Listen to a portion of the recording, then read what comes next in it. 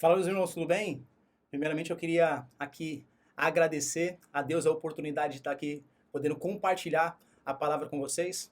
Eu queria, neste momento, dizer a vocês que eu estou feliz, feliz. Essa é a palavra que me define neste momento, porque é de extrema importância poder aprender e compartilhar a palavra de Deus. Eu gostaria de pedir para que Deus te abençoasse, que você tenha um dia feliz, abençoado e cheio de paz, e que essa paz ela venha dos céus para a sua vida. Tá bom, meus irmãos? Hoje nós vamos falar sobre a lição número 13.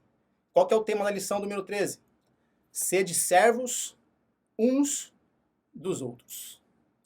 O nosso versículo-chave está lá em 1 Pedro, capítulo 10, 1 Pedro, capítulo 4, versículo 10. Eu vou ler com vocês. Cada um exerça o dom que recebeu para servir os outros, administrando fielmente a graça de Deus em suas múltiplas formas. Eu queria, antes de começar, orar com você.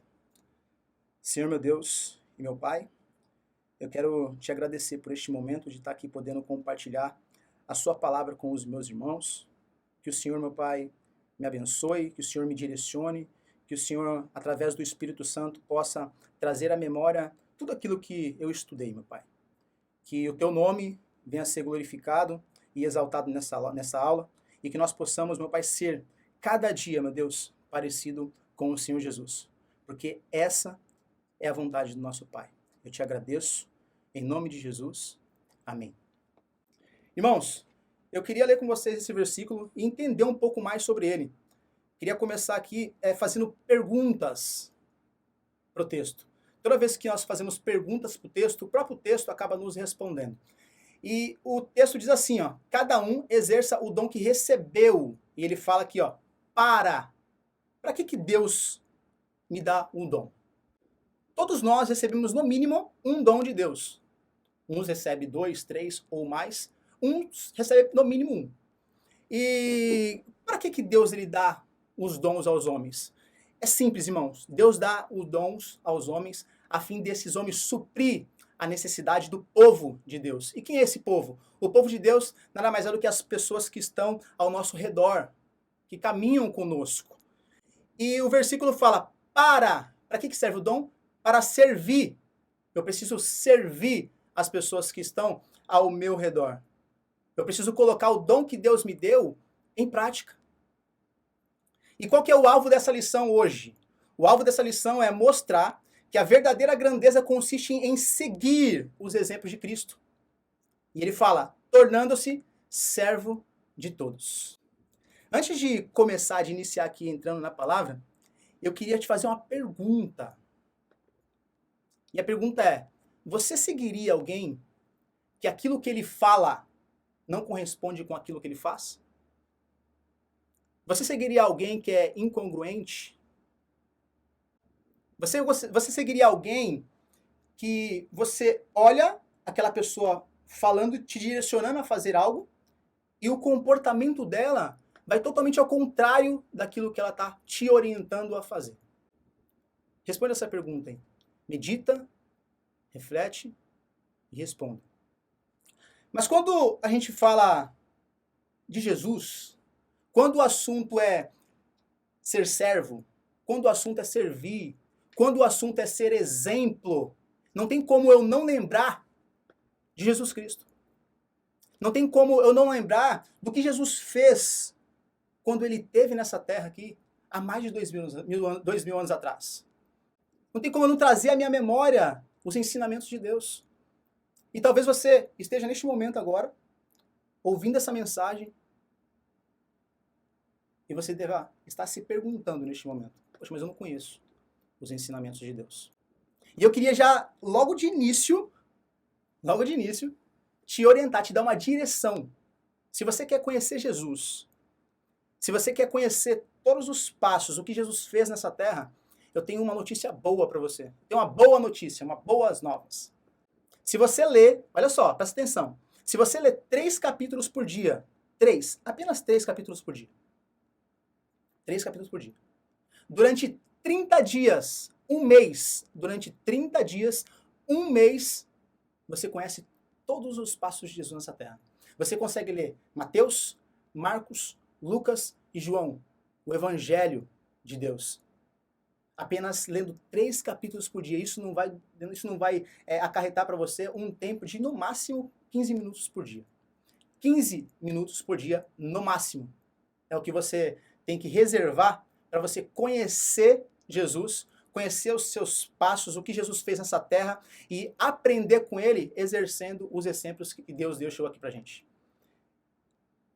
Jesus, todas as vezes que ele compartilhou algo com os discípulos, todas as vezes que Jesus ele direcionou os discípulos a fazer algo, ele sempre foi exemplo.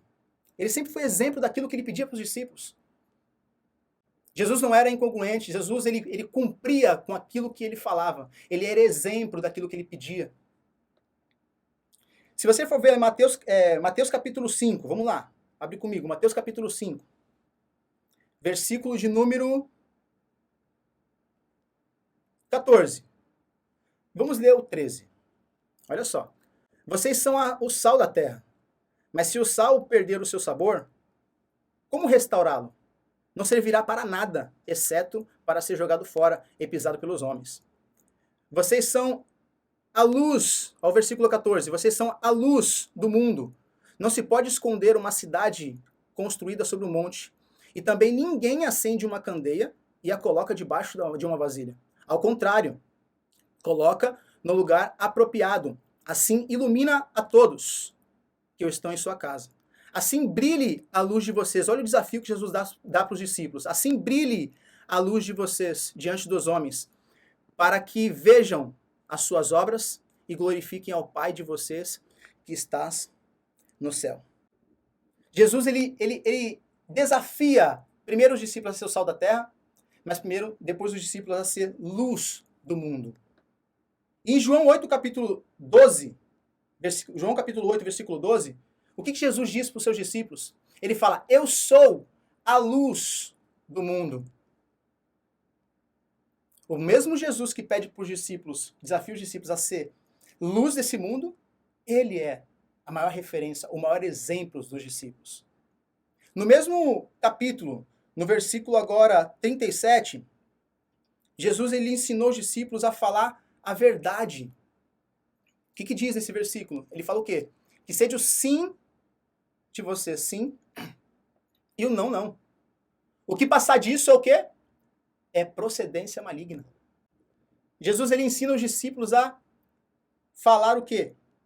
A verdade. João capítulo 14, versículo 6. Jesus ele é a própria encarnação da verdade. O que ele diz? Ele fala, eu sou a verdade, o caminho e a vida. Ninguém vem ao Pai a não ser por mim. O mesmo Jesus que ensina os discípulos a falar a verdade, ele é a encarnação da verdade. Mateus capítulo 5, versículo 44. Ele recomendou que os discípulos eles orassem pelos seus inimigos. E Jesus, no seu momento mais difícil, quando ele estava na cruz, sendo crucificado, o que ele faz? Lá em Lucas. Ele fala assim, Pai, perdoa, porque eles não sabem o que fazem. O mesmo Jesus que ensina os discípulos a perdoar, a orar pelos seus inimigos, ele faz isso na prática e nos seus momentos mais difíceis nessa vida. Você percebe que em todo o tempo, Jesus está sendo exemplo. Em todo o tempo, Jesus está ensinando através do seu comportamento, das suas atitudes. Os discípulos mais seguem Jesus pelaquilo que ele faz do que pelaquilo que ele fala. É uma direção, mas é uma direção pautada em exemplos. É uma direção pautada em comportamentos. E mais uma vez, Jesus ensinando através do exemplo. E aqui é o nosso texto base, que é João capítulo 13. Eu quero ler com vocês. João capítulo 13. Um pouco antes da festa da Páscoa, sabendo Jesus que havia chegado o tempo em que deixaria este mundo e iria para o Pai. Tendo amados os seus que estavam no mundo, amou-os até o fim. Estava sendo servido o jantar, e o diabo já havia induzido Judas Iscariotes, filho de Simão, a trair Jesus. Jesus sabia que o Pai havia colocado todas as coisas debaixo do seu poder e que viera de Deus e estava voltando para Deus. Assim, levantou-se da mesa, tirou a sua capa e colocou a toalha em volta da sua cintura. E depois disso, derramou água numa bacia e começou a lavar os pés dos seus discípulos, enxugando-os com a toalha que estava em sua cintura. Chegou a Simão Pedro, que lhe disse: Senhor, vai lavar os meus pés? Respondeu Jesus: Você não compreende agora o que eu estou fazendo. Mais tarde, porém, entenderá. Disse Pedro: Nunca, nunca lavará os meus pés. Jesus respondeu: Se eu não lavar, você não terá parte comigo. Respondeu Pedro. Olha só, Pedro sai de um extremo ao outro rápido, né? Respondeu Pedro: Então, Senhor, não apenas os meus pés, mas também as minhas mãos e a minha cabeça. Ou seja, hoje trazendo uma tradução para hoje, né, eu quero mergulhar nessa bacia. Se eu não tiver parte contigo por conta disso, então eu vou mergulhar nessa bacia. Respondeu Jesus: Quem já se banhou precisa apenas lavar os pés. Todo o seu corpo está limpo. Vocês estão limpos, mas nem todos, pois ele sabia quem iria traí-lo. E por isso disse que nem todos estavam limpos. Quando Jesus terminou de lavar os pés, Jesus tornou a vestir a capa e voltou ao seu lugar. Eles perguntou. Vamos até aqui, neste momento, depois eu finalizo. Jesus, eu queria que você agora fechasse seus olhos e você refletisse comigo, pensasse, voltasse nessa cena, você criasse essa cena na sua cabeça agora, de Jesus sentado na mesa com os discípulos e Jesus levantando da mesa, tirando a capa, colocando a toalha na sua cintura, pegando ali a bacia, enchendo de água e indo de pé em pé, lavando os pés dos discípulos. E eu te pergunto, Jesus sabia, e eu te falo, Jesus sabia que os pés que ele estava lavando eram pés de pessoas que poucos depois, um o trairia, outro o negaria e a maioria iria abandoná-lo. No seu momento mais difícil, eles iriam abandoná-lo, Jesus. Mas mesmo assim, Jesus lava os pés dos discípulos. E só nessa parte, nessa reflexão aqui, olha o quanto que a gente pode aprender com Jesus. Mas eu não quero me atentar a isso. Eu quero me atentar por que Jesus lava os pés dos discípulos. Já perguntou isso? Por que Jesus ele lava os pés dos discípulos? Lucas, nós estamos lendo o livro de João. Lucas, nessa mesma cena, Lucas relata que os discípulos eles estavam discutindo entre eles.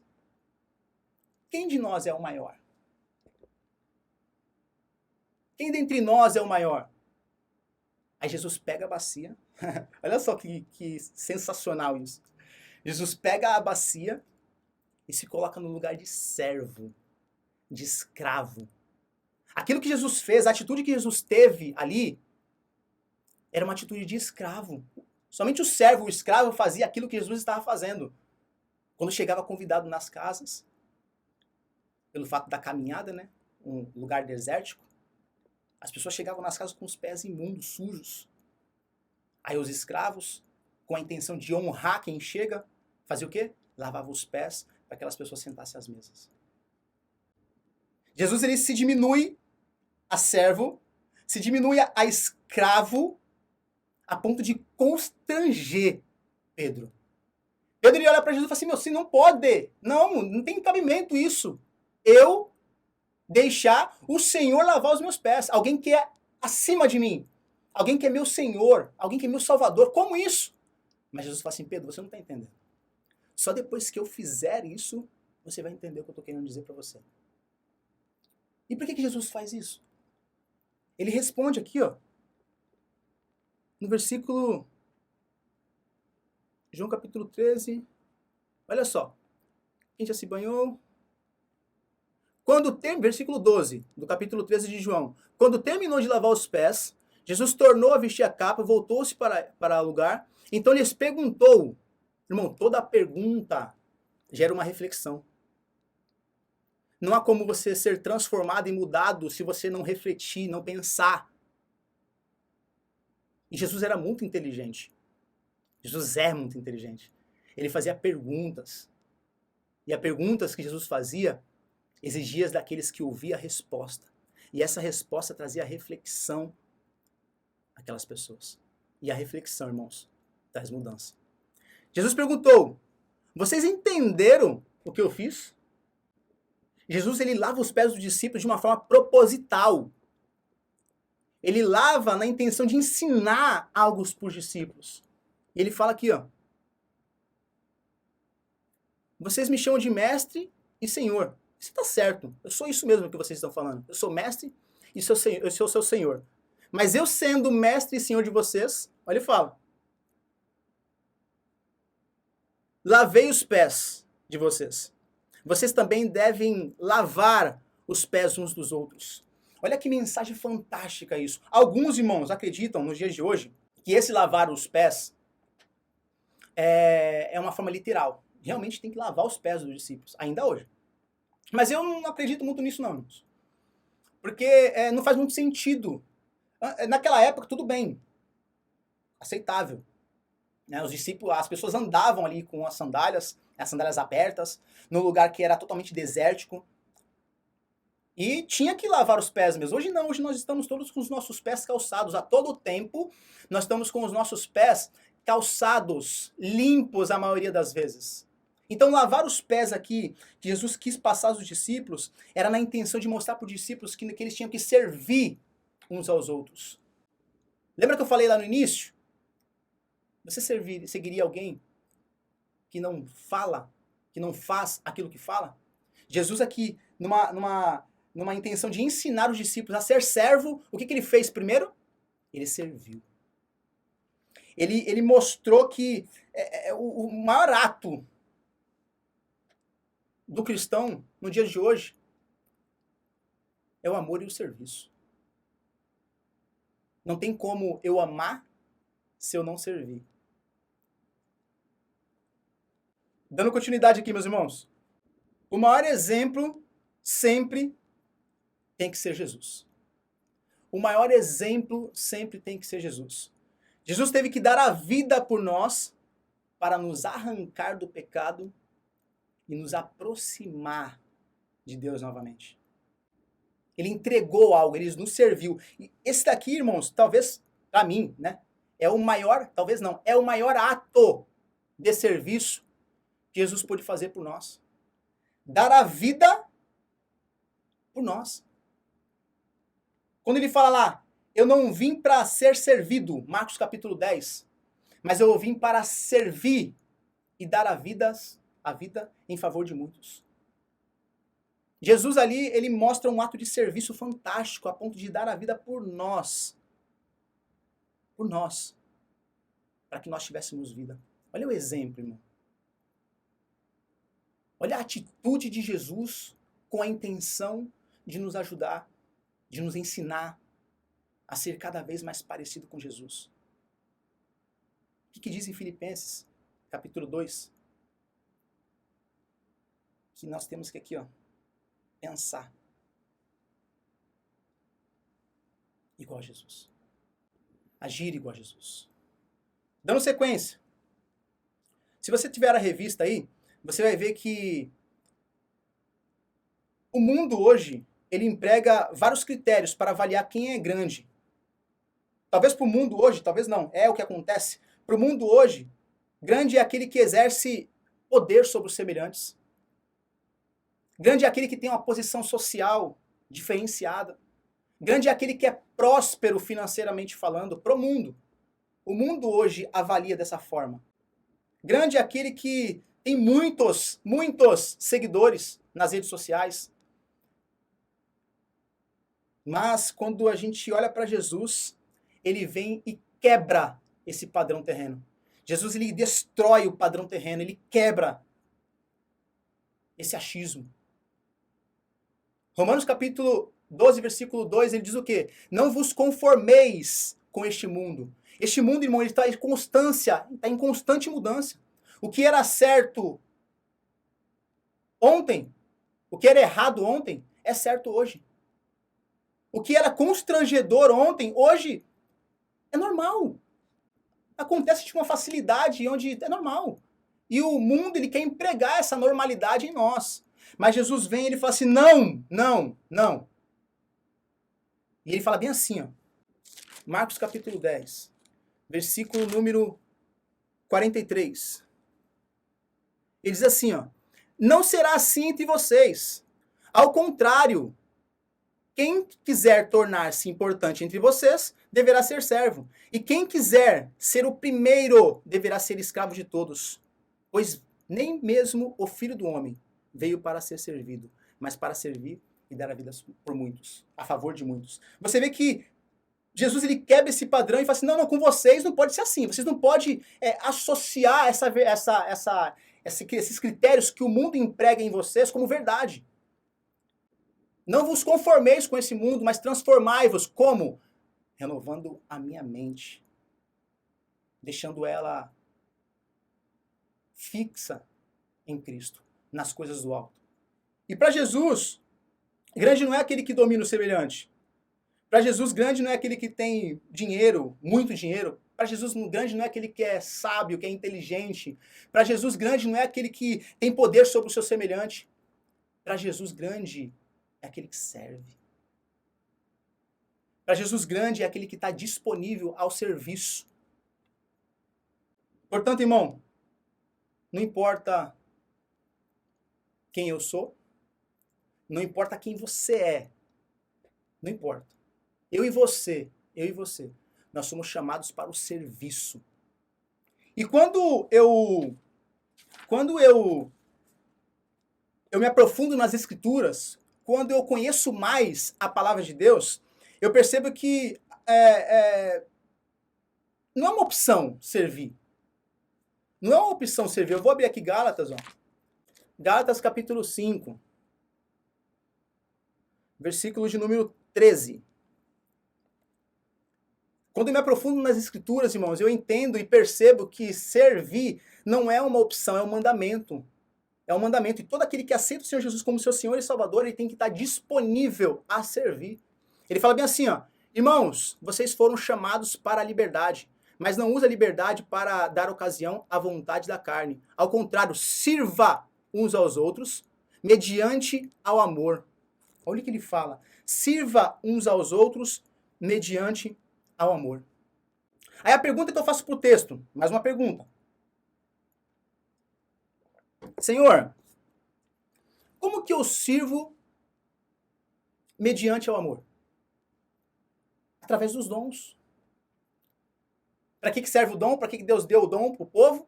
Para suprir a necessidade daqueles que estão ao nosso redor.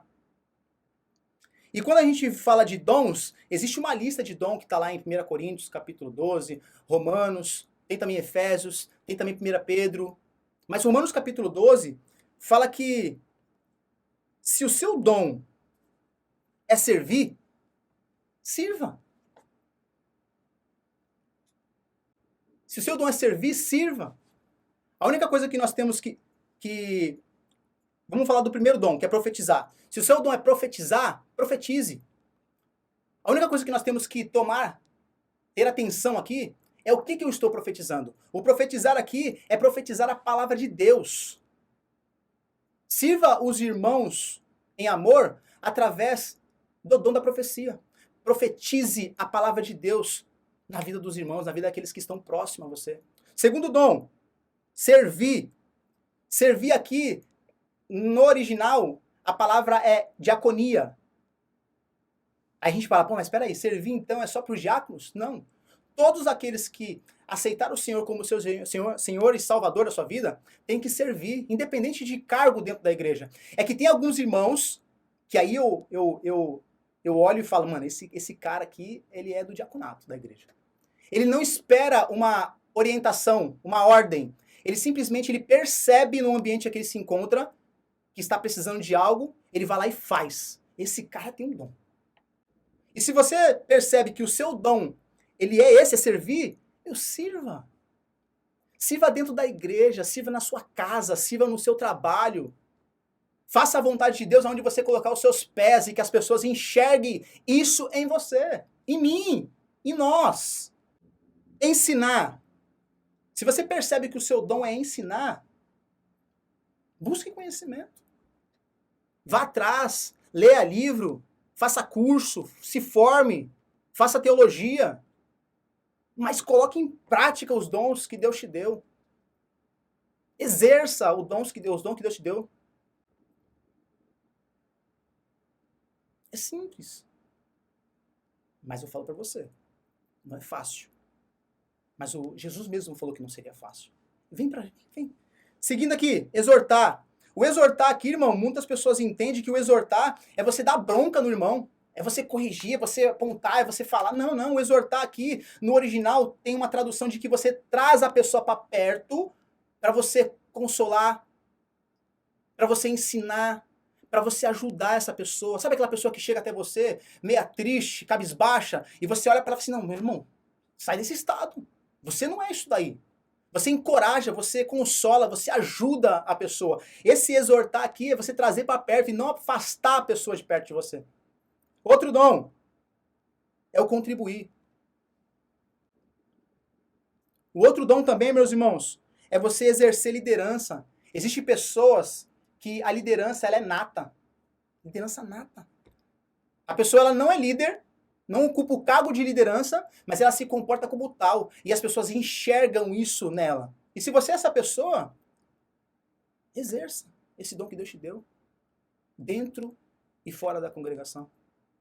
É assim que a gente precisa, assim que a gente pode servir os nossos irmãos em amor. É através de você colocar em prática aquilo que Deus te deu como presente. O último dom aqui é exercer misericórdia, irmão. É você ser misericordioso.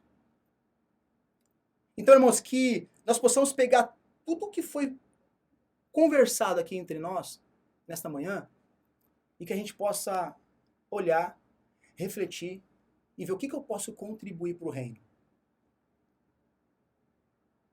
Jesus, irmãos, com os seus discípulos, ele dizia bem assim, a seara é grande, mas poucos são ceifeiros. A seara é grande, mas poucos são ceifeiros. Tem muito trabalho, irmão, no reino. Tem muito trabalho no reino, mas tem pouco trabalhador. E eu encerro com você dizendo assim, ó, no serviço do reino não existe desempregado. Se você tem um dom, se você reconhece isso, você tem, talvez você não reconheça. Mas se você reconhece que você tem um dom, nos ajude a servir no reino. Tem muita gente fazendo muito dentro do reino. E quando eu falo muito dentro do reino, eu não falo somente dentro da igreja, porque o reino não se limita a isso. Eu digo o reino de um modo geral. Tem muita gente fazendo muito. E se você caminhar conosco a ponto de você colocar em prática aquilo que Deus te deu de presente, se torna mais fácil essa caminhada. Então eu queria, diante de tudo isso que a gente conversou, fazer você pensar e refletir. O que você pode fazer para contribuir com o reino? E eu termino dizendo, sede servos uns dos outros. Que Deus te abençoe e que a graça do nosso Senhor Jesus, ela te acompanhe todos os dias. Amém? Eu queria orar com você. Senhor, eu quero neste momento te agradecer, meu Pai, por tudo aquilo que foi falado no dia de hoje, nesta manhã.